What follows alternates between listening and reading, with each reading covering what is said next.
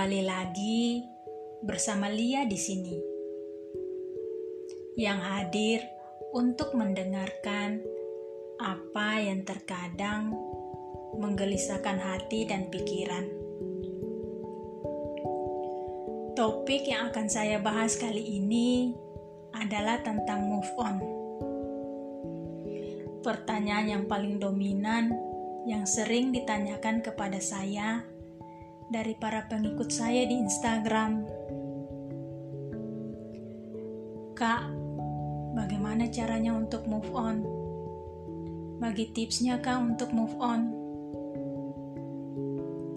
Sekarang saya akan membahas hal itu di sini supaya lebih lengkap, lebih detail, dan supaya lebih dimengerti, agar yang terluka tidak terlalu parah lukanya, dan yang melukai semoga memahami bahwa setiap manusia punya perasaan yang harus dijaga. Dalam perihal melupakan, itu adalah kata kerja yang paling mustahil untuk dilakukan. Bukan karena enggan melupakan, tapi itu adalah cara kerja pikiran kita yang tidak bisa untuk dikendalikan. Jikapun bersikeras, mungkin amnesia adalah jalan satu-satunya. Namun, mengapa berkorban begitu hebatnya, yang padahal hanya ingin melupakan satu orang di muka bumi ini? Jika melupakan bukan kata yang cocok, saya ubah menjadi kata melepaskan. Untuk saya pribadi, kebanyakan sulit melepaskan bayangan masa lalu dengan seseorang itu karena belum bisa menerima kenyataan. Iya, jadi hidupnya hari ini, tapi dengan menghirup udara masa lalu. Masih belum bisa terlepas dari kebiasaan-kebiasaan lama. Masih terus menaruh harap akan janji yang pernah diucapkan. Nah, itu yang buat semakin sulit, semakin susah untuk dilupakan.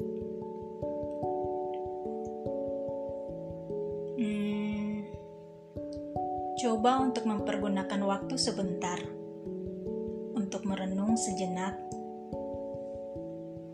Kamu mengenal dia berapa lama? Seminggu? Sebulan? Setahun mungkin? Atau saya ambil hitungan yang paling lama, sekitar 7-10 tahun. Selama apapun itu, tidak akan pernah bisa lebih dari total hidup kamu di dunia ini. Lantas, bagaimana mungkin kamu bilang bahwa kamu tidak bisa hidup tanpa dirinya?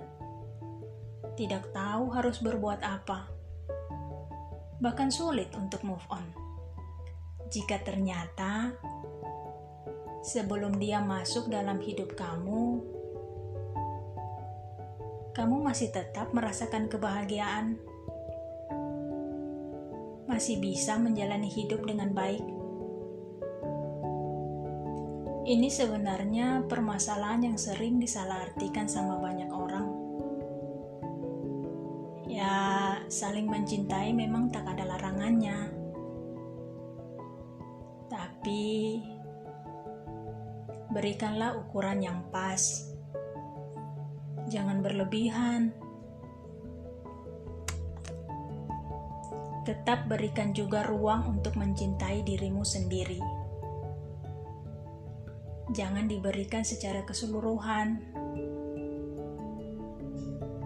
Lagi pula, sulitnya move on itu datangnya dari diri sendiri.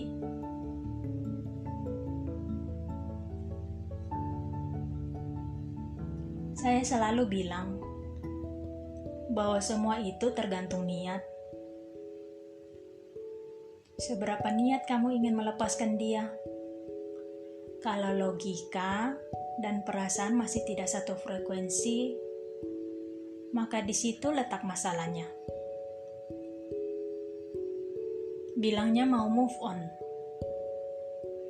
tapi kenapa masih cari tahu apa kegiatannya? Apa yang sedang dilakukan? Bilangnya mau move on, tapi masih saja berharap akan kembali seperti dulu. Jangan langsung mengambil kesimpulan bahwa harus move on, tapi ternyata titik masalahnya ada pada diri kamu sendiri. Bagaimana bisa menyimpulkan jika ternyata isi kepala selalu dikambing hitamkan oleh perasaan? Semua orang memang hidup di dunia nyata, tapi tidak semua orang siap menerima kenyataan. Lalu menyalahkan Tuhan, seakan-akan tidak pernah adil. Sebelum menyalahkan Tuhan, pertanyaan ini saya rasa kamu wajib untuk menjawabnya. Apakah selama kalian bersama lebih banyak cerita bahagia daripada kesedihan? Apakah selama kalian bersama tak pernah sedikit pun kalian salah paham yang berujung pada pertengkaran? Apakah ada makna saling menghargai dan melindungi satu sama lain? Lalu, di sini apa salahnya Tuhan? Jika ternyata Tuhan langsung turun tangan menyelamatkanmu sebelum kamu mengalami patah hati yang lebih hebat. Jangan berbicara tidak adil jika kamu sendiri lupa bagaimana menyelamatkan dirimu sendiri dari semua ini. Kadang-kadang kenyataan sudah menjawab, tapi tidak sedikit dari kita semua berusaha untuk mengelak, berusaha untuk bertahan,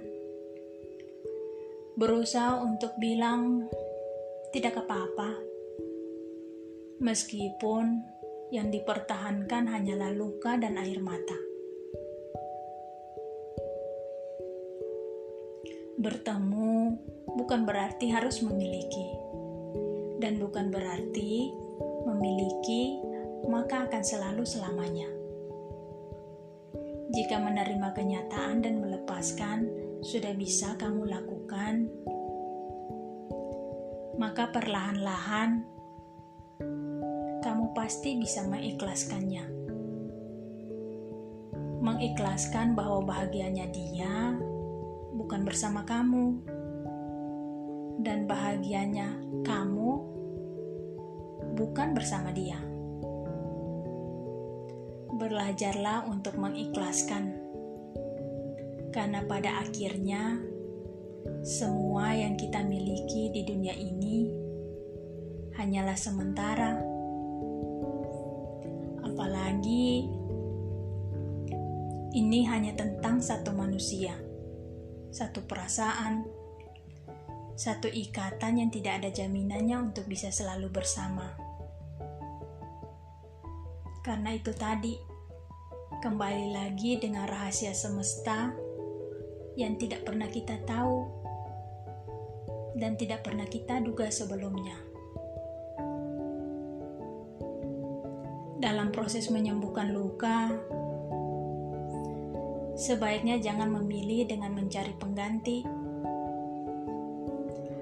Ada saran yang mengatakan kalau mau cepat move on, maka cepat-cepat juga cari pengganti yang baru.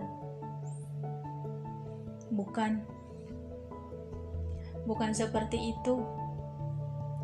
Karena patah hati soal perasaan yang penyembuhnya bukan mencari hati yang lain, tetapi fase di mana kamu memperbaiki diri dulu untuk lebih baik.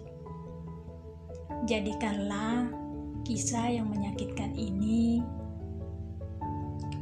sebagai pelajaran untuk bekal kamu ke depannya. Kamu harus yakin dulu, luka di hati kamu sudah benar-benar sembuh, baru kamu bisa mempersilahkan orang lain untuk duduk masuk dalam hati kamu. Jangan membiarkan orang lain terbeban untuk menyembuhkan luka di hatimu. Itu cerita kamu, dan itu tanggung jawab kamu.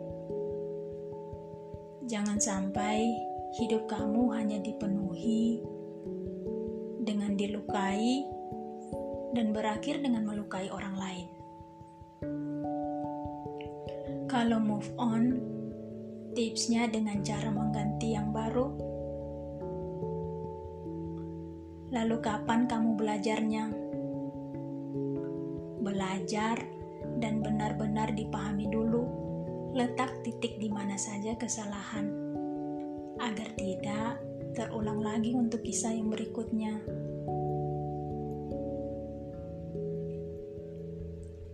Beberapa hal kecil yang terkesan sepele, namun dampaknya begitu luar biasa dalam mengganggu niat awal tadi,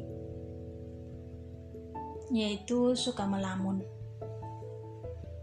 Belajarlah untuk tidak memberikan ruang kosong dalam pikiranmu, apalagi saat terluka. Karena otomatis cerita masa lalu itu kamu undang dengan resmi. Suka mendengarkan lagu-lagu galau. Cerita patah hati adalah hal yang tidak bisa untuk dihindari. Namun, jangan sampai memegang kendali dalam hidupmu yang pada akhirnya menjadi kendala di kemudian hari. Stalking media sosial mantan. Ini adalah hal yang paling sering dilakukan. Setiap menit selalu merefresh, berharap ada lingkaran merah yang di bawah bertuliskan namanya, yang ingin sekali kamu ketahui keberadaannya di mana, sedang apa dirinya, apakah dia baik-baik saja. Kekhawatiran dan rasa penasaran inilah yang membuat semuanya menjadi begitu sulit untuk dilalui dan dilewati oleh kamu. Jangan terlalu banyak menangis jika ternyata yang ditangisi pun adalah sumber kesedihanmu setiap hari. Kalau untuk rasa kecewa, boleh-boleh saja, tapi tetap harus dikendalikan.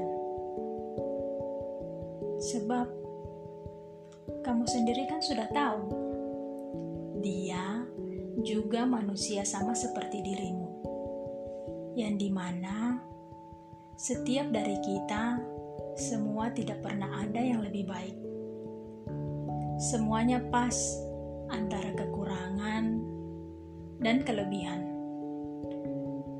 Kemudian merasa kehilangan sudah pasti, namun dia tidak pergi untuk selamanya. Dia masih di bumi. Hanya saja hak kepemilikan hatinya bukan untuk kamu lagi. Dan kehilangan ini juga terjadi untuk kamu mengerti bahwa cara kerja semesta kan memang seperti itu. Menghilangkan satu untuk menghadirkan yang lebih baik.